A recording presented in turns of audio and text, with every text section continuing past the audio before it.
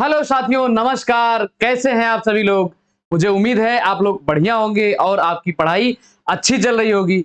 स्वागत है आप सभी लोगों का यूपी जीके के क्लास में। ये जो यूपी जीके के क्वेश्चन होते हैं साथियों, ये अच्छे क्वेश्चन हैं। इनको आप नोट भी किया करिए। ऐसे देख के भूल जाते हैं आप लोग, तो इसको नोट किया करिए। तो देखते हैं आज का पहला क्वेश्चन। पहला क्वेश्चन है साथियों, उत्तर प्रदेश में पुरा पाषाण काल संस्कृत की खोज 19वीं शताब्दी के उत्तरार्ध में किसके द्वारा की गई? तो उत्तर प्रदेश में ये पुरा पाषाण काल की संस्कृत की खोज जो है कब हुई थी? 19वीं शताब्दी में हुई थी। तो ये शताब्दी भी महत्वपूर्ण है कि कब हुई थी। 19वीं शताब्दी में हुई थी और किसके द्वारा किया गया था? तो ये साथियों काकवर्ण के द्वारा जो है ये 19वीं शताब्दी में पूरा पाषाण काल की खोज की गई थी। कहां पर? उत्तर प्रदेश में। इसमें ए ऑप्शन बिल्कुल सही हो जाएगा। नेक्स्ट क्वेश्चन है, मातृ देवी की प्राचीनतम प्रतिमा प्रदेश के निम्नलिखित स्थानों में से कहां से प्राप्त हुई है? तो मातृ देवी की ये प्राचीनतम प्रतिमा जो है ये कहां से प्राप्त हुई है इनमें से? तो ये साथियों प्रयागराज से प्राप्त हुई है। मातृ देवी की प्राचीनतम प्रतिमा कहां से? प्रयागराज में ये प्राप्त हुआ है। और प्रयागराज में एक जलाशय है, प्रसिद्ध जलाशय साथियों। कौन सा है ये? मेजा जलाशय। मेजा जलाशय ये कहां पर है? ये प्रयागराज में है। इसको याद रखेंगे। और यहीं पर एक फ्लोटिंग रेस्टोरेंट बनाया जा रहा है। फ्लोटिंग रेस्टोरेंट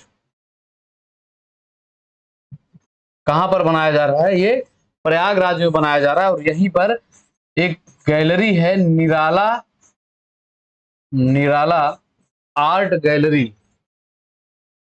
गैलरी कहां पर है ये साथियों प्रयागराज में है। और चित्रकूट से एक ओडीओपी है। ओडीओपी ये है लकड़ी के खिलौने। लकड़ी के खिलौने। और यहीं पर अभी अपने उत्तर प्रदेश का और देश का 53वां और यूपी का 4th टाइगर रिजर्व घोषित किया गया है। रानीपुर टाइगर रिजर्व को। कौन सा टाइगर रिजर्व है? ये रानीपुर टाइगर रिजर्व है। कहां पर है ये? चित्रकूट में है। तो ये महत्वपूर्ण है। इसमें क्या पूछा जाएगा कि ये देश का किस नंबर का है? 53वां है। और अपने उत्तर प्रदेश का 4था टाइगर रिजर्व है। ये कहां पर है? तो ये चित्रकूट में है। इसको ध्यान में रखेंगे। नेक्स्ट क्वेश्चन है, उत्तर प्रदेश में हड़प्पा कालीन स्थल हुलास का संबंध वर्तमान उत्तर प्रदेश के किस जनपद से है? तो ये हड़प्पा कालीन स्थल कौन सा है? हुलास है। तो इसका संबंध कहां से है? तो इसका संबंध है साथियों सहारनपुर से। इसका संबंध है हुलास का।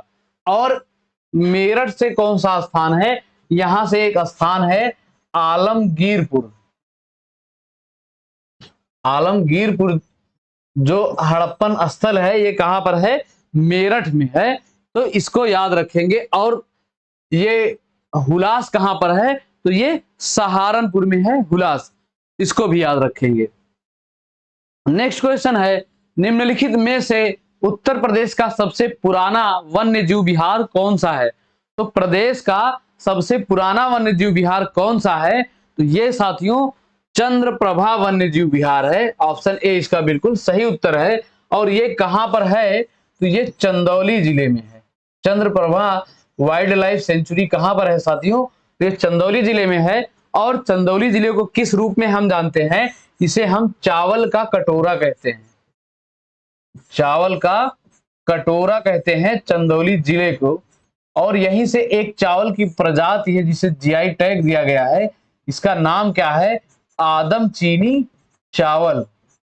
आदम चीनी चावल इसे जो है जीआई टैग दिया गया है। कहां से? चंदौली जिले से। तो चावल का जीआई टैग 2 हो गया यूपी से। कौन कौन सा? ये महत्वपूर्ण वाला बता रहे हैं। एक तो है काला नमक चावल सिद्धार्थनगर से। और दूसरा आदम चीनी चावल कहां से है? ये चंदौली जिले से है। ठीक, तो इसको भी याद रखेंगे। और ये बखीरा पक्षी विहार कहां पर है? तो ये संत कबीर नगर जिले में है। संत कबीर नगर में है।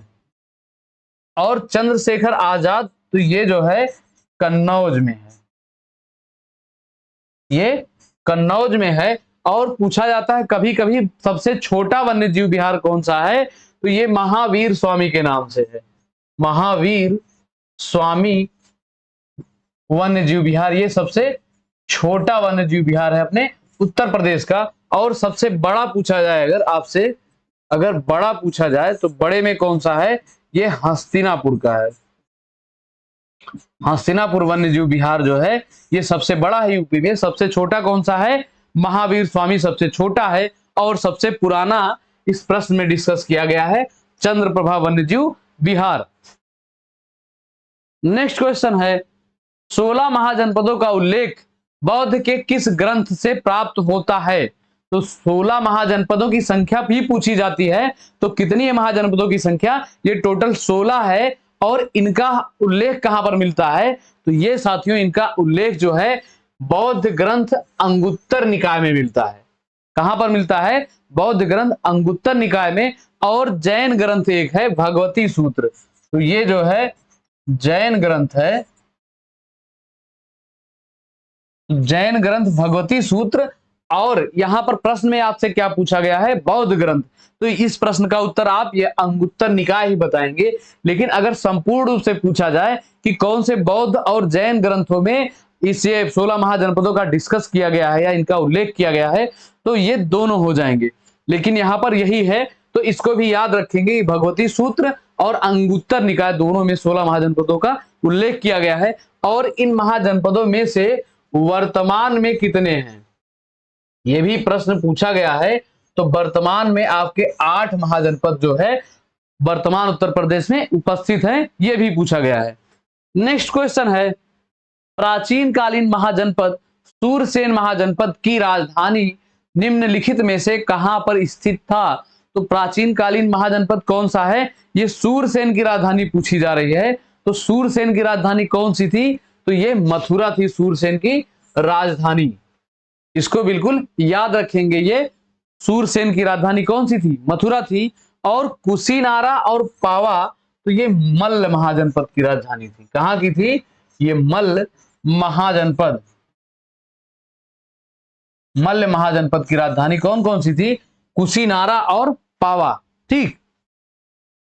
नेक्स्ट क्वेश्चन है उत्तर प्रदेश में अशोक के अभिलेखों की सूची में लघु शिलालेख का संबंध उत्तर प्रदेश के किस जिले से है। तो ये अशोक के अभिलेखों की बात चल रही है और इसमें क्या पूछा जा रहा है कि लघु शिलालेख का संबंध किस जिले से है। तो लघु शिलालेख जो है साथियों ये मिर्जापुर, और मिर्जापुर का स्थान है अहिरौरा। कौन सा स्थान है, अहिरौरा। ये मिर्जापुर के अहिरौरा से जो है लघु शिलालेखों का उल्लेख मिलता है, किसके, अशोक के। और यही अहिरौरा नाम से एक बांध भी है यहाँ पर, एक ये बांध है यहाँ मिर्जापुर में अहिरौरा नाम से। एक्चुअली में ये गांव का एक नाम था, अहिरो से संबंधित है, यादों से संबंधित एक गांव था अहिरौरा। तो अहिरौरा था, तो ये धीरे धीरे अपभ्रंशन होकर इसका नाम क्या हो गया, अहिरौरा हो गया। ठीक। तो जो है ये बांध बहुत पूछा जाता है, इसको भी याद रखेंगे। और इनके अशोक के लघु शिलालेख कहां से, अहिरौरा मिर्जापुर से। और कुछ स्तंभ लेख जो हैं, ये स्तंभ लेख जो हैं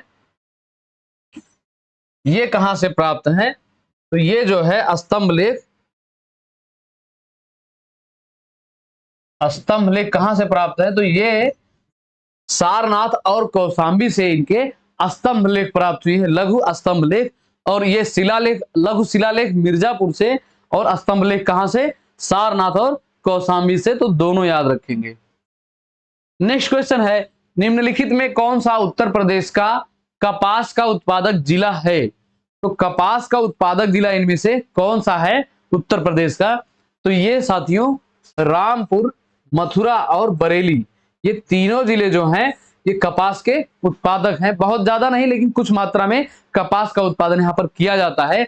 और कपास के लिए एक मिट्टी बहुत ज्यादा प्रसिद्ध है, कौन सी, काली मिट्टी।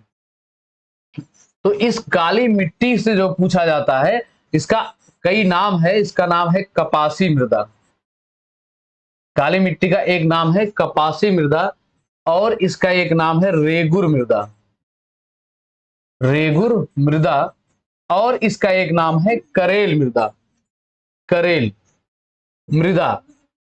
तो ये जो है ये काली मिट्टी के कई नाम है, तो इसको ध्यान में रखेंगे, ये पूछा जाता है। और कपास को जो है क्या कहते हैं, सफेद सोना कहते हैं। कपास को सफेद सोना की संज्ञा दी जाती है, इसको भी याद रखेंगे। सफेद सोना किसे कहा जाता है, कपास को कहा जाता है। और हरा सोना किसे कहा जाता है, हरा सोना, तो ये हरा सोना साथियों अफीम को कहा जाता है। अफीम को हरा सोना कहा जाता है। और एक सोना है, सोने में सोना ही सोना है, तो एक सोना और कौन सा है, झूठा सोना है। एक सोना है झूठा सोना। तो झूठा सोना किसे कहा जाता है, ये जो है पाइराइट को कहा जाता है। पाइराइट को हम क्या कहते हैं, झूठा सोना कहते हैं। तो ये पूछे जाते हैं क्वेश्चन, इससे बनते हैं हरा सोना, सफेद सोना और झूठा सोना, ये तीनों पूछे गए हैं। तो इसको नोट करिएगा और याद रखिएगा। नेक्स्ट क्वेश्चन है, चीनी यात्री ह्वेनसांग ने उत्तर प्रदेश के कन्नौज शहर की यात्रा किस वर्ष की थी। तो ह्वेनसांग कब आया था, ये हर्षवर्धन के शासनकाल में और हर्ष के दरबार में आया था। तो इसमें पूछा जा रहा है कि ये कन्नौज की यात्रा किस वर्ष किया था। तो हर्षवर्धन के समय में ह्वेनसांग आया था। ह्वेनसांग क्या था, चीनी यात्री था। तो ये जो है साथियों 643 ईस्वी में इसने जो है कन्नौज शहर की ये यात्रा किया था, कन्नौज शहर का। तो इसको भी याद रखेंगे। अगला प्रश्न है, महमूद गजनवी द्वारा मथुरा पर निम्नलिखित में से किस वर्ष आक्रमण किया गया। तो ये गजनवी जो है, ये मुगल जो आए थे, कुछ तो बहुत लुटेरे और क्या कहें उनको, भूखा चोर थे, जो भी पाते थे भग जाते थे लेके। कोई गधे से ईंटा ले जा रहा है, कोई कुछ, मतलब कोई ये नहीं था कि क्या पाए और क्या ले जाए। तो इनको कुछ कहना, क्या कहना जाने दो। तो इसमें जो है महमूद गजनवी मथुरा पर आक्रमण कब किया था, तो ये साथियों 1018 में, 1018 ईस्वी में इसने, महमूद गजनवी ने मथुरा पर आक्रमण किया था। और जो है ये 117 में शायद ये कन्नौज पर किया था, कन्नौज पर। ये शायद इसमें थोड़ा सा कंफ्यूजन है, शायद मथुरा में, कन्नौज, मथुरा से पहले ये कन्नौज पर किया था, तो देखिएगा। ठीक, नेक्स्ट क्वेश्चन है, उत्तर प्रदेश में कृषक आंदोलन निम्नलिखित में से किस वर्ष हुआ था। तो ये कृषक आंदोलन कब हुआ था उत्तर प्रदेश में, तो ये साथियों 1920 में कृषक आंदोलन हुआ था। और इसके नेतृत्वकर्ता थे, नेतृत्वकर्ता, इनका नाम था बाबू रामचंद्र, बाबू रामचंद्र। इन्हीं के नेतृत्व में साथियों ये कृषक आंदोलन हुआ था। कब हुआ था, 1920 में ये कृषक आंदोलन हुआ था। नेक्स्ट क्वेश्चन है, उत्तर प्रदेश में क्रांतिकारी आंदोलन निम्नलिखित में से किस वर्ष हुआ था। तो ये क्रांतिकारी आंदोलन हुआ था और किस वर्ष हुआ था। तो क्रांतिकारी आंदोलन साथियों ये 1924 में हुआ था। और इसकी अध्यक्षता किसने की थी, तो इसकी अध्यक्षता सचिंद्र सान्याल ने किया था, सचिंद्र सान्याल ने किया था। तो ये भी पूछा जा सकता है कि ये जो क्रांतिकारी आंदोलन हुआ था, इसका नेतृत्व किसने किया था। तो इसका नेतृत्व साथियों ये सचिंद्र सान्याल ने किया था। और कहां से किया था, तो कानपुर से किया था। एक कानपुर से क्रांतिकारी आंदोलन 1924 में किया गया और सचिंद्र सान्याल की अध्यक्षता में किया गया, इनके नेतृत्व में किया गया। नेक्स्ट क्वेश्चन है, राम प्रसाद बिस्मिल का जन्म प्रदेश के किस जनपद में हुआ था।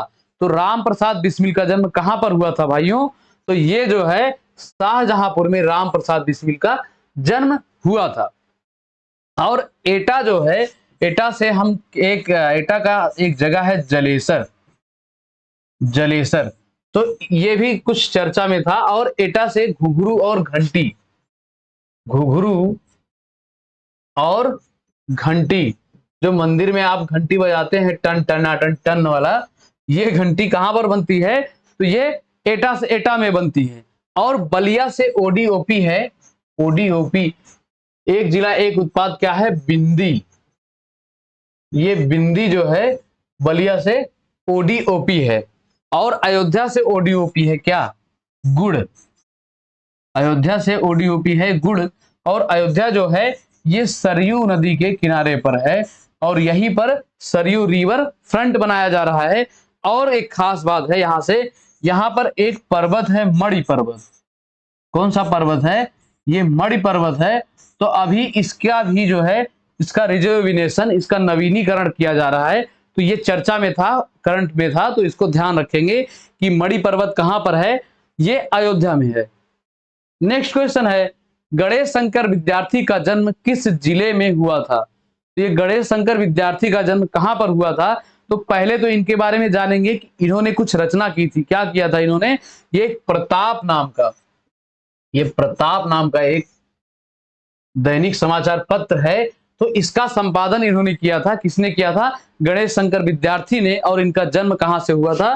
तो इनका जन्म फतेहपुर से हुआ था। और ये प्रताप का संपादन इन्होंने कानपुर से किया था। ठीक, इनका जन्म कहां से हुआ था, कहां पर हुआ था? तो ये फतेहपुर में हुआ था। नेक्स्ट क्वेश्चन है, आचार्य नरेंद्र देव एक प्रमुख समाजवादी नेता और शिक्षाविद थे जिनका जन्म प्रदेश के शहर में हुआ था।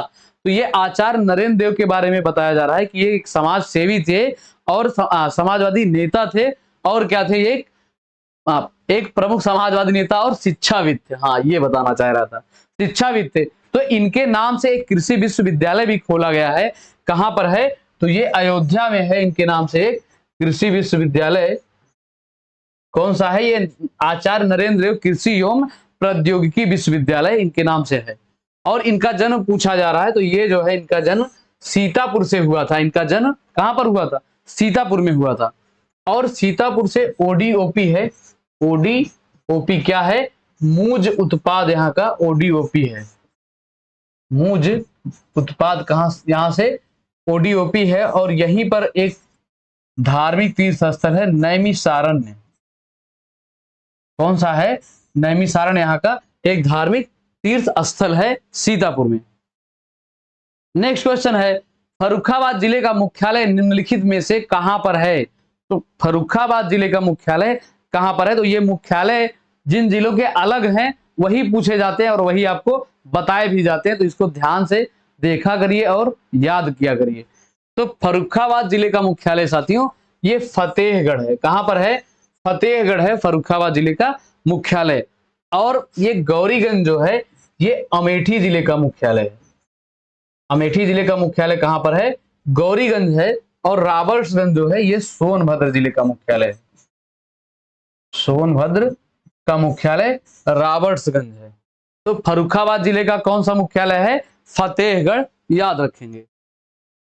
नेक्स्ट क्वेश्चन है, झांसी मंडल के अंतर्गत निम्नलिखित में से कौन सा जिला आता है? तो झांसी मंडल के अंतर्गत कौन कौन से जिले आते हैं? तो झांसी में एक है बुंदेलखंड विश्वविद्यालय, इसको भी याद रखेंगे। और झांसी में क्या है? चारा अनुसंधान संस्थान है। और इस मंडल के अंतर्गत, झांसी मंडल के अंतर्गत, ये झांसी, ललितपुर और जालौन, ये तीनों जिले आते हैं झांसी मंडल के अंतर्गत। और ये जालौन जो है साथियों, इसका मुख्यालय कहां पर है? इसका मुख्यालय कहां पर है? तो ये उरई में है। जालौन जिले का मुख्यालय उरई में है। इसको भी इसी के साथ याद रखेंगे। नेक्स्ट क्वेश्चन है, उत्तर प्रदेश का राजकीय चिन्ह एक वृत्त में 2 मछली और 1 तीर। तो उत्तर प्रदेश का राजकीय चिन्ह क्या है?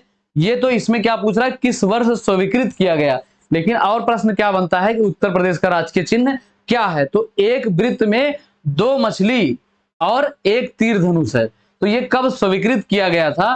तो ये साथियों साल 1938 में ये स्वीकृत किया गया था कि उत्तर प्रदेश का राजकीय चिन्ह एक वृत्त होगा और उसमें मछलियां 2 होंगी और 1 तीर धनुष होगा। ये तो ऐसे जो है ये स्वीकृत किया गया।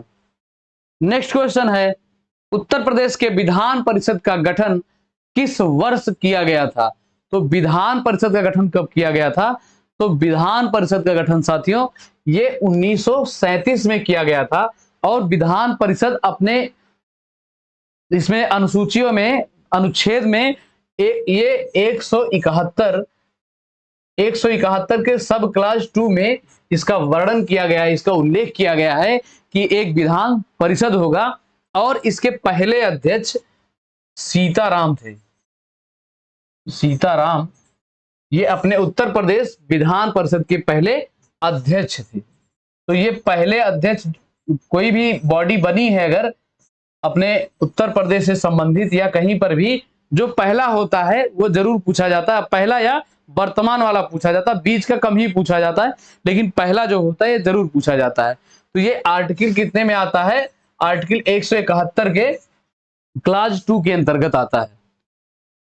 नेक्स्ट क्वेश्चन है, निम्नलिखित में उत्तर प्रदेश में कुल कारागार संस्थाएं कितनी हैं? तो उत्तर प्रदेश में कुल कारागार संस्था यानी कि जेल कितने हैं? तो ये साथियों जिले से आप 3 कम कर दीजिए, 72 जो हैं ये कारागार संस्थाएं हैं, बिल्कुल इसको याद रखेंगे। अगला प्रश्न है, क्रांतिकारी नामक पत्र का प्रकाशन उत्तर प्रदेश के किस स्थान से हुआ था?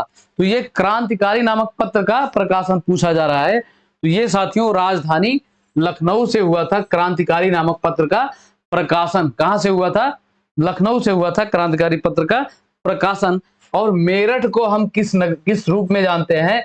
क्रांति नगरी के रूप में जानते हैं, क्रांति नगरी, और इसे कैंची नगरी के नाम से जानते हैं, कैंची नगरी के रूप में जानते हैं।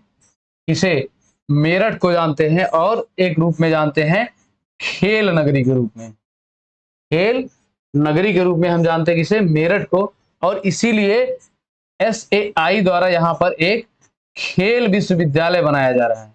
कहां पर? मेरठ में एक खेल विश्वविद्यालय बनाया जा रहा है। किसके नाम पर बनाया जा रहा है? मेजर ध्यानचंद के नाम से एक खेल विश्वविद्यालय बनाया जा रहा है। ये अपने देश का पहला खेल विश्वविद्यालय होगा। कहां पर बनेगा? ये मेरठ में बनेगा। नेक्स्ट क्वेश्चन है, निम्नलिखित में से किस वर्ष उत्तर प्रदेश सरकार द्वारा गौवंश आश्रय स्थल योजना की शुरुआत की गई? तो ये गौवंश आश्रय स्थल की योजना की शुरुआत उत्तर प्रदेश में कब की गई थी?